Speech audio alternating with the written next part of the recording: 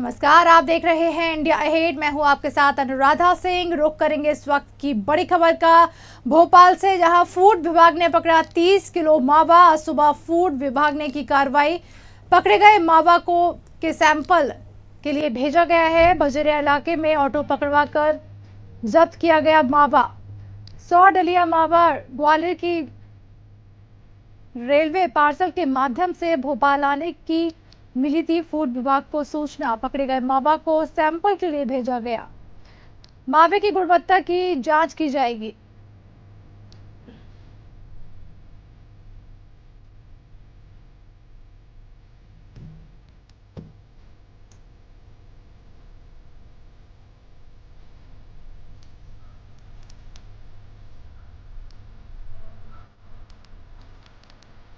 बता रहे हैं बड़ी खबर भोपाल से, जहां फूड विभाग ने पकड़ा 30 डलिया मावा। आज सुबह फूड विभाग ने की कार्रवाई। पकड़े गए मावा को सैंपल के लिए भेजा। बजरिया इलाके में ऑटो पकड़कर जब्त किया गया मावा।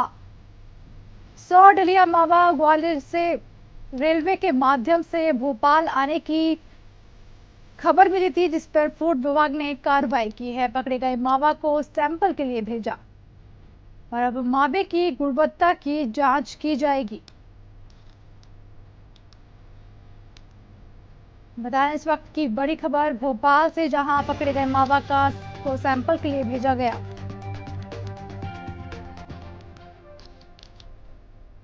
आज सुबह फूड विभाग ने कार्रवाई की है। पकड़े गए मावा को सैंपल के लिए भेजा गया है। आपको बता दें 30 डलिया मावा पकड़ा गया है। फूड विभाग ने एक बड़ी कार्रवाई की है।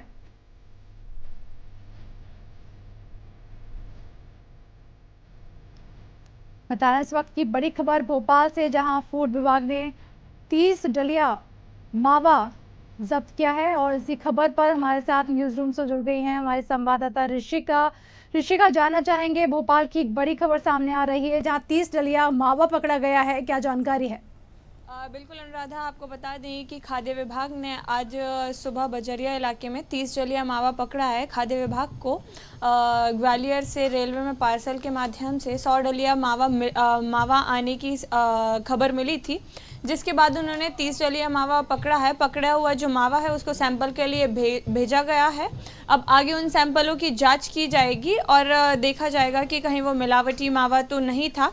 त्योहार का समय है, त्योहार के समय में अक्सर खाद्य विभाग ऐसी कार्रवाई करता रहता है और इसी क्रम में आज खाद्य विभाग ने 30 डलिया मावा पकड़ा है। जी जानना चाहेंगे खाद्य विभाग का क्या कुछ कहना है? मावा कहाँ ले जाया जा रहा था, किस क्वालिटी का मावा है, कुछ सामने आया है?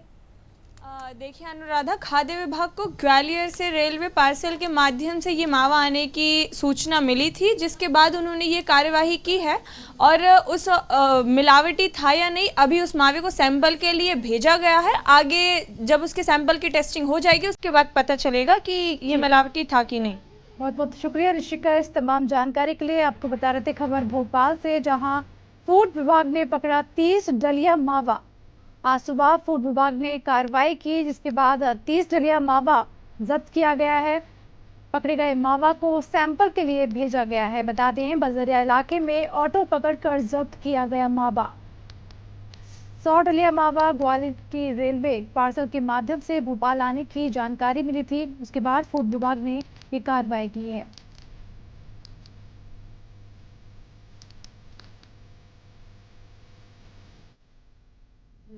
अब रुख करेंगे खबरों पर। गोंडा में नगर क्षेत्र के कमिश्नरी ऑफिस से एक मामला सामने आया है, जहां गैंग रेप करने वालों के खिलाफ कोई कार्रवाई न होने पर परेशान होकर रेप पीड़िता पानी की टंकी पर चढ़ गई। महिला का आरोप है कि 1 साल बाद भी दर्ज मुकदमे में पुलिस गिरफ्तारी नहीं कर रही है। उन्होंने कहा है कि थाने का चक्कर काटते काटते मैं परेशान हो गई हूं। टंकी पर चढ़ी महिला को नगर कोतवाली पुलिस समझाती रही। पुलिस के काफी आश्वासन के बाद टंकी से महिला नीचे उतरी।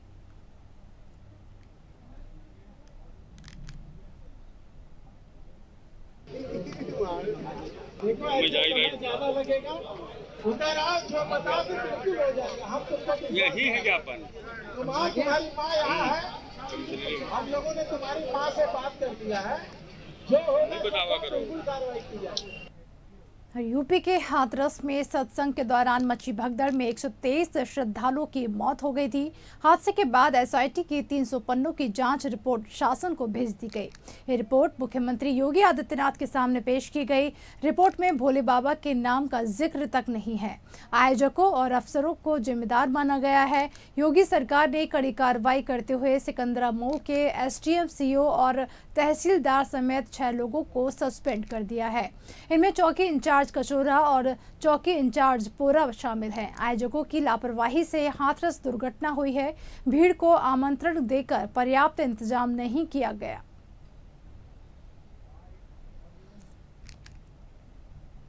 पूरी तरह मानते जैसे पहले मानते थे जी। यहाँ भक्त आते हैं? यहाँ अब कोई नहीं आता, भक्त नहीं आते? कोई नहीं आता। लॉकडाउन से पहले होता था, उसके बाद बिल्कुल बंद है। यहाँ क्या मत्था टेकने के लिए आते हैं लोग? अरे आसपास से कोई आ जाते होंगे, वैसे अब कोई नहीं आता है। हम सब लोगों ने मिलकर यहाँ के दीप चंदे और हेमंत उनने जमीन लेके सत्संग की ले ली कि माँ जगह नहीं तो यहाँ करावे के लाए जगह ली। किस बाबा का सत्संग होता है? बाबा को काऊ गुना होती, नारायण शाकाहारी को हो तो नारायण शाकाहारी के बाबा को काऊ गुना होती है। हाथरस में जो घटना हुई है उसके बाद क्या मानते हैं? परमात्मा ही मानता है, परमात्मा ही, परमात्मा ही। हाँ, परमात्मा ने क्या इतने लोगों की बलि ले ली? क्या करेंगे? अब मेरा समय आ जाए तो को रोक है को? परमात्मा धोई ले ली बलि। महुआ जिले के श्रीनगर थाना क्षेत्र के चतैया गांव में भीषण सड़क हादसा हो गया। इस हादसे में 4 लोगों की मौत हो गई और 2 लोग गंभीर रूप से झुलस गए।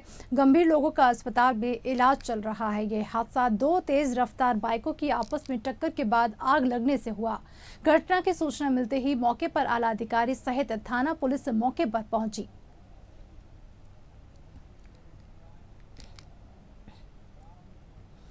और समाजवादी पार्टी के वरिष्ठ नेता मोहम्मद आजम खान और उनके परिवार की मुश्किलें कम होने का नाम नहीं ले रही। आजम खान परिवार के निजी हमसफर रिजॉर्ट परिसर में 0.038 हेक्टेयर भूमि को कब्जा मुक्त कराने की कार्रवाई प्रशासन ने की। एसडीएम सदर मोनिका सिंह और सीओ की अगुवाई में भारी पुलिस बल के साथ प्रशासन की टीम ने बुलडोजरों के साथ हमसफर रिजॉर्ट पहुंची और बाहरी दीवारें तोड़ने के बाद परिसर में बना एक भवन तोड़ा गया। इसके अतिरिक्त हमसफर रिजॉर्ट की बाउंड्री के अंतर्गत ओवरहेड वाटर टैंक को लेकर भी कार्रवाई की गई। देखिए, ये तहसील सदर का एक गांव है पसियापुर। इसकी जो गाटा संख्या है 164, जिसका रकबा है 0.0380 हेक्टेयर और इसकी जो नौइयत है वो खाद के गड्ढे हैं। उसी पर हमसफर रिसोर्ट का कुछ कब्जा था, बाउंड्री वॉल बनी हुई थी और उसमें एक क्या कहते हैं जल परियोजना भी बनी हुई थी। उसी को आज कब्जा मुक्त कराया गया है। यह धारा 67 जो तहसीलदार का जो कोर्ट होता है उसमें बेदखली का एक वाद दायर था, जिसमें ऑर्डर हुआ था लगभग 22 फरवरी 2021 को। उसी का अनुपालन कराया गया था। उत्तर प्रदेश सरकार स्कूली वाहनों से आने जाने वाले बच्चों के साथ होने वाले हादसों को लेकर और गंभीर हो गई है। मुख्यमंत्री योगी आदित्यनाथ के निर्देश पर परिवहन विभाग ने ऐसे अनफिट स्कूली वाहनों के खिलाफ अभियान छेड़ दिया है।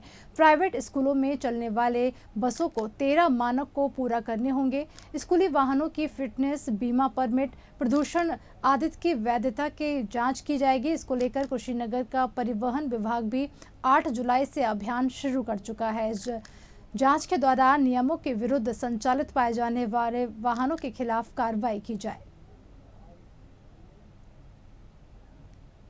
स्कूल बसों में स्कूलों में विज़िट करके परिवहन विभाग के कर्मचारीगण और हम लोग जाके वाहनों के जो बेसिक चीज़ें हैं जैसे फिटनेस है, परमिट है, ड्राइवर की ड्राइविंग लाइसेंस की कंडीशंस हैं और बसों की जो एक्चुअल कंडीशंस हैं उस पे हम लोग फोकस करके देख रहे हैं कि जो नॉर्म्स हैं सुप्रीम कोर्ट के कमेटी के द्वारा जो गाइडलाइंस दी गई है और सरकार के द्वारा भी जो समय समय पर सुरक्षा के लिए जो गाइडलाइंस दी गई है उसका पूर्ण पालन किया जा रहा है कि नहीं किया जा रहा है।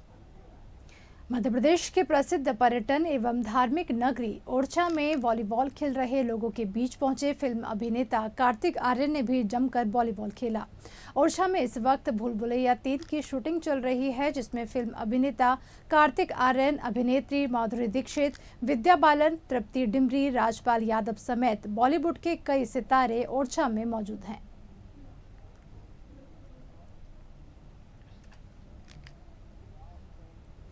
2 दिनों तक लगातार हुई बारिश और पड़ोसी मुल्क नेपाल के भारी मात्रा में पानी छोड़ने से सिद्धार्थनगर जिले में बाढ़ जैसे हालात पैदा हो गए हैं। जिले के शोहरतगढ़ इटावा डुमरियागंज तहसीलों के दर्जनों गांव मरुंड और सैकड़ों एकड़ धान की फसल बर्बाद होने के कगार पर पहुंच चुकी है। सिद्धार्थनगर जिला हर साल बाढ़ की विभीषिका को झेलता है। जब भी नेपाल में पहाड़ों पर बारिश होती है तो जिले से गुजरने वाली राप्ती, बूढ़ी राप्ती, बाणगंगा नदियां उफान पर आ जाती हैं। जनप्रतिनिधि और प्रशासन के आला अधिकारी बाढ़ से बचाव का प्रबंध करने का वादा करके चले जाते हैं, लेकिन समस्याओं का समाधान नहीं होता। ग्रामीणों का कहना है कि जब तक बांध बनाकर गांव की सुरक्षा नहीं की जाएगी तब तक यहां के हालात ऐसे ही रहेंगे। देखिए, प्रशासन का पूरी तैयारी है। हमारा जनपद सिद्धार्थनगर में 5 तहसील है, 5 तहसील बाढ़ से प्रभावित है। इसके लिए जो सिंचाई विभाग के माध्यम से 39 तटबंध बनाया गया पहले से, उसका कुल लंबाई 454 किलोमीटर था। तो उसमें आज हम लोग ने निरीक्षण करने के लिए आए। शीतल प्रसाद जो गांव पंचायत है उसमें एक टोला है, उस टोला में जो मैं निरीक्षण करने के लिए आया हूँ वो निरीक्षण के दौरान ये पता चल गया। तो फिर 70-80 घर लगभग वो पूरा पानी से घेर लिया। वो प्रधान जी से मैंने सूचना और जानकारी भी मैंने प्राप्त कर लिया और पूरा व्यवस्थित है और नाव लगी हुई है। वहीं महाराजगंज के निचलौल क्षेत्र के टुकुलहिया गांव में हनुमान मंदिर के पास पोखरे में विशालकाय मगरमच्छ दिखा। भारी बारिश होने के कारण जंगली जानवर अब गांव का रुख कर रहे हैं, जिससे लोगों में दहशत का माहौल बना हुआ है। मगरमच्छ दिखने की जानकारी मिलते ही मौके पर वन विभाग के अधिकारी पहुंचे। ग्रामीणों और अधिकारियों की मदद से मगरमच्छ को रेस्क्यू किया गया। वन कर्मियों ने मगरमच्छ को दर्जनिया तालाब में छोड़ दिया है।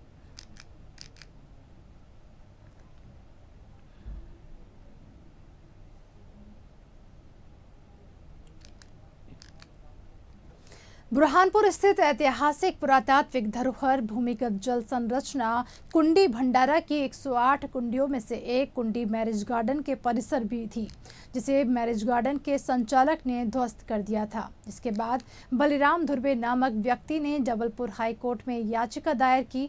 कोर्ट ने याचिकाकर्ता की शिकायत पर बुरहानपुर जिला प्रशासन को मामले की जांच करने का आदेश दिया। हाईकोर्ट के आदेश पर जिला प्रशासन की टीम ने उस स्थान पर खुदाई शुरू कर दी है। शिकायतकर्ता बलिराम धुर्वे के द्वारा बताया गया था कि यहाँ पर एक कुआं है, कुंडी भंडारे का जो जल स्रोत है, वहाँ पर एक कुएं के एक निशाना थे जिसमें निरंजन नागर जी जो है ये श्री कृष्ण मंगल परिसर लालबाग रोड पर स्थित है। यहाँ पर इनके द्वारा उस कुएं को क्षतिग्रस्त करके वहाँ पर पेवर्स ब्लॉक करके उसको क्षतिग्रस्त कर दिया गया है। तो माननीय कलेक्टर महोदय के आदेश अनुसार नगर निगम की टीम और हमारे द्वारा इसको खुदाई करके उसको चेक करना था कि वास्तव में वहाँ पर कुआं है या नहीं है। साढ़े उसके नीचे एक कुआं है। अच्छा, है ना, वो गायब दिख रहा है।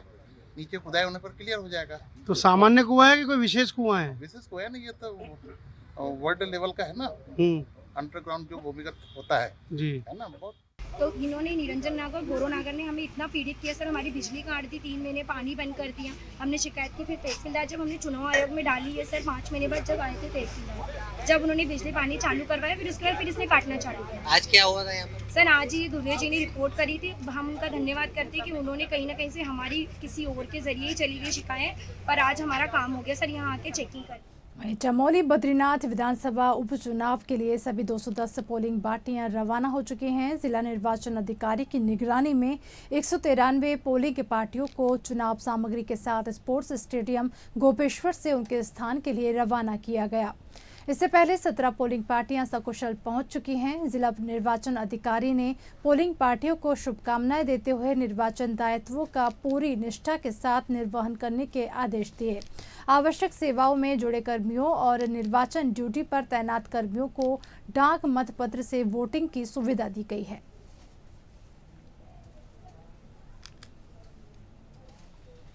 वहीं चमोली बद्रीनाथ राष्ट्रीय राजमार्ग जोशीमठ पर भारी बुलडोजर आने से हाईवे बंद हो गया। दोनों तरफ वाहनों की कतार लग गई है। बद्रीनाथ हाईवे पर 34 घंटे बाद वाहनों की आवाजाही सुचारू हो सकी। विष्णुप्रयाग और घुड़सिल में हाईवे बाधित होने पर करीब 2000 श्रद्धालु 8 किलोमीटर की पैदल दूरी तय करके बद्रीनाथ धाम पहुंचे। प्रदेश भर में लगातार हो रही बारिश के बीच सचिव आपदा प्रबंधन ने अपील की है कि सुरक्षा के मद्देनजर मौसम का रुख देखकर ही यात्रा करें।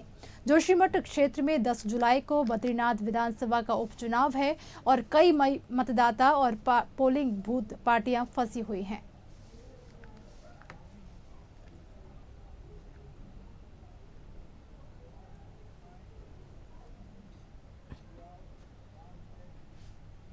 फिलहाल इस बुलेटिन में इतना ही। ताज़ा खबरों के साथ फिर से होगी मुलाकात। दीजिए इजाजत। नमस्कार।